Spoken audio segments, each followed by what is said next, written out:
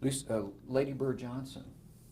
I've done many interviews with Lady Bird Johnson, one fairly recently, now that I've been on 2020. And I remember having to ask her a very difficult question because there were all the rumors about her husband and women. And it was, and I'm not even sure I should have asked it. And she said, Lyndon loved people and women were people. She is a great woman, Lady Bird Johnson. When I went back to interview her a few years ago, she's nearly blind. Her adoration of flowers, because she was doing a whole project with wildflowers.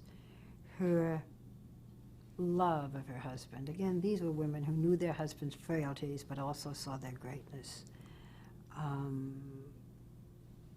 A remarkable woman. I hate to use the cliches about her. Great strength and an inner peace. Is she easy to interview? You know, most first ladies are easier to interview when they're no longer first ladies. We all now would love to do an interview with Nancy Reagan. I'm very careful not to talk about it when I speak to her because she's become a friend since she left the White House. When you're talking to somebody while they're in the White House, they're very guarded. The tendency is to be more open when they're out. Well, another former First Lady was Mamie Eisenhower. I loved Mamie Eisenhower. Mamie Eisenhower is the most wonderful character, and I did the last interviews with her, and I think almost the only interviews that she did. I did them up at, was it Gettysburg? Is that where she was living? Yeah. Yes. I remember asking her what made this marriage work, and she said, I'll tell you what made it work. We have absolutely nothing in common. I'd interviewed her and President Eisenhower on one of their anniversaries. Then he died. And I went back and did the last interview with her. And she talked, people had said then that she drank too much. She was aware of it, that people said this. And she said that she had an inner ear imbalance and that there were these accusations about her. And she said, you know, I drink tea.